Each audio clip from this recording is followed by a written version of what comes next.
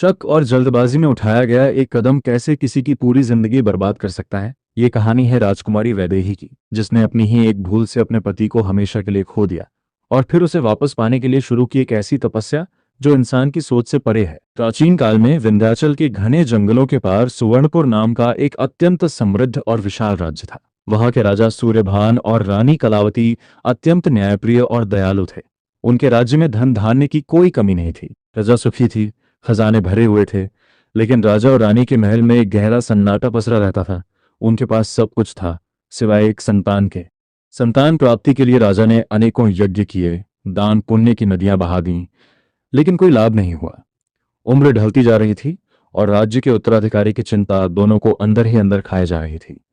एक दिन भयंकर सर्दियों की रात में एक जटाधारी अघोरी साधु राजमहल के द्वार पर आया। वह ठंड से कांप रहा था। रानी कलावती ने स्वयं जाकर उसे शॉल ओढ़ाई और गर्म भोजन कराया। रानी की सेवा से प्रसन्न होकर साधु ने कहा, महारानी, तुम्हारे मन की व्यथा मैं जानता हूं। तुम्हारे भाग्य में संतान सुख नहीं है, परंतु तुम्हारी सेवा से मैं तुम्हें एक वरदान देता हूं। साधु ने अपनी झोली से एक चमकता हुआ दिव्य रुद्राक्ष निकाला और कहा, इसे पीस कर गाय के दूध में मिलाकर पी लेना। तुम्हें एक अत्यंत तेजस्वी पुत्र की प्राप्ति होगी, परंतु एक शर्त है, जब वह बालक 18 वर्ष का हो जाएगा तो उस पर मायावी शक्तियों का प्रभाव पड़ने लगेगा। तुम्हें उसे किसी भी हाल में रात के समय महल से बाहर नहीं जाने देना है। यदि वह गया तो वह तुम्हारा नहीं रहेगा। साधु इतना कहकर अंतर्ध्यान हो गया। रानी ने वैसा ही किया और समय आने पर एक अत्यंत सुंदर पुत्र को जन्म दिया। उसका नाम चंद्रसेन रखा गया। राजकुमार चंद्रसेन जैसे जैसे बड़ा हुआ, उसकी वीरता, सुंदरता और बुद्धिमानी के चर्चे दूर दूर तक फैलने लगे। राजा रानी साधु की बात को भूल चुके थे। जब चंद्रसेन 17 वर्ष का हुआ तो उसका विवाह पड़ोसी राज्य की अत्यंत सुंदरी राजकुमारी वैदेही के साथ कर दिया गया।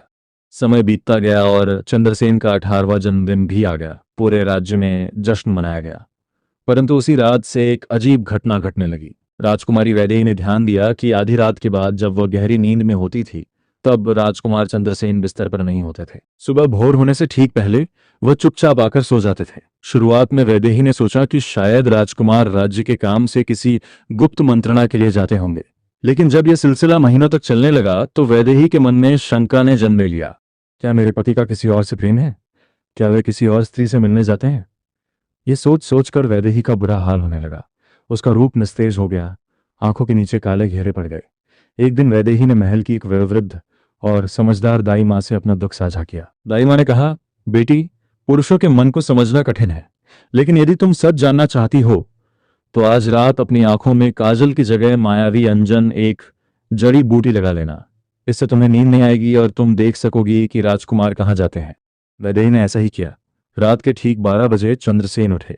उन्होंने अपनी आंखें बंद कर कुछ बुदबुदाया और महल की बालकनी से नीचे छलांग लगा दी। वैदेही की चीख निकलने ही वाली थी कि उसने देखा, नीचे गिरते ही राजकुमार एक अत्यंत विशाल और चमचमाते स्वर्ण हंस सोने के पंखों वाले हंस में बदल गए और आसमान में उड़ गए। वैदेही स्तब्ध रह गई।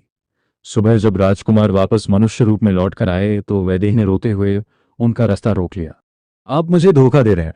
आप रात में स्वर्ण हंस बनकर कहाँ जाते हैं? वैदेही ने जिद पकड़ ली। चंद्रसेन ने दुखी होकर कहा, वैदेही, तुमने यह क्या किया? तुमने मेरा रहस्य जानकर बहुत बड़ी भूल की है। मेरे जन्म के समय एक शर्त थी जो मेरे माता पिता भूल गए।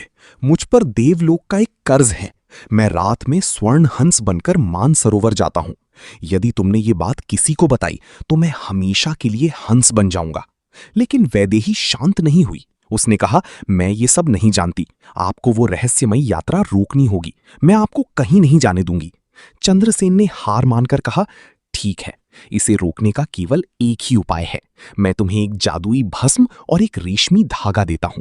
जब मैं आज रात हंस बनने लगूं तो तुम ये भस्म मेरे ऊपर फेंक देना और तुरंत ये रेशमी धागा मेरे पैर में बांध देना। लेकिन याद रखना, पहले भस्म फेंकनी है, फिर धागा बांधना है। यदि क्रम टूटा तो मैं भस्म होकर उड़ जाऊंगा और कभी वापस नहीं आऊंगा। रात हुई। चंद्रसेन जैसे ही बालकनी के पास गए, उनके शरीर से सुनहरी किरणें फूटने लगीं और वो हंस में बदलने लगे। वैदेही घबराहट और डर की मारी कांपने लगी। इतनी विशाल चमत्कारी घटना को इतनी करीब से देखकर उसकी बुद्धि सुन्न हो गई। घबराहट में भस्म फेंकने के बजाय उसने सीधे धागा हंस के पैर में बांधने की कोशिश की। जैसे ही धागा हंस के पैर को छुआ, एक भयंकर गर्जना हुई। रेशमी धागा जलकर राख हो गया और स्वर्ण हंस ने एक दर्दनाक चीख मारी। वैदेही कुछ समझ पाती उससे पहले ही हंस ने अपने विशाल पंख फड़फड़ाए और बादलों के बीच कहीं ओझल हो गया। भस्म वैदेही के हाथों से छूटकर जमीन पर गिर गई थी। सुबह होती ही जब ये बात राजा रानी को पता चली तो वे दुख से मूर्छित हो गए। महल में मातम छा गया। वैदेही को अपनी जिद और जल्दबाजी पर भयंकर पश्चाताप हो रहा था। उसने अपने पति को हमेशा के लिए खो दिया था। वैदेही ने उसी दिन अपनी सारी गहने और रेशमी वस्त्र त्याग दिए। उसने एक साधारण सूती साड़ी पहनी और कसम खाई, जब तक मैं अपने पति को वापस नहीं ले आती मैं महल की चौखट पर कदम नहीं रखूंगी। वैदेही महल से निकल पड़ी। वो जानती थी कि उसे कोई ऐसी जानकारी चाहिए जो सामान्य लोगों के पास नहीं होती। उसने सुवर्णपुर राज्य के सबसे व्यस्त चौराहे पर, जहां चारों दिशाओं से व्यापारी और बंजारे आते थे, एक विशाल धर्मशाला का निर्माण करवाया। वहां हर यात्री को मुफ्त भोजन, बिस्तर और स्वर्ण मुद्राएं दी जाती थीं। लेकिन शर्त सिर्फ एक थी, यात्री को आराम करने के बाद महारानी वैदेही को कोई ऐसा रहस्य या अचरज भरी कहानी सुनानी होगी जो उसने अपनी यात्रा में देखी हो। महीनों बीत गए, साल बीत गए।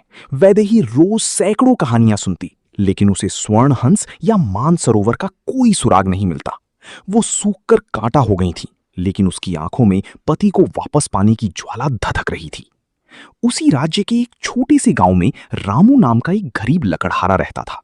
वो जंगल से लकड़ियां काटकर अपना गुजारा करता था। एक दिन लकड़ियां काटते काटते वो जंगल में बहुत गहरी भटक गया। शाम ढल गई और भयंकर बारिश होने लगी।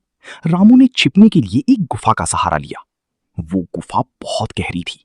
रामू जैसे जैसे अंदर गया उसे एक नीली रोशनी दिखाई दी। गुफा के अंत में एक बहुत बड़ी जादुई झील थी, जिसका पानी नीलम के पत्थर जैसा चमक रहा था। रामू एक चट्टान के पीछे छिप गया। तभी आसमान से एक स्वर्ण हंस उड़ता हुआ आया और झील में उतर गया। झील के पानी को छूते ही हंस एक अत्यंत रूपवान राजकुमार चंद्रसेन में बदल गया। लेकिन राजकुमार के चेहरे पर गहरी उदासी थी। पानी के भीतर से कुछ अप्सराएं आई, जिन्होंने राजकुमार को देवलोक का भोजन परोसा। तभी झील के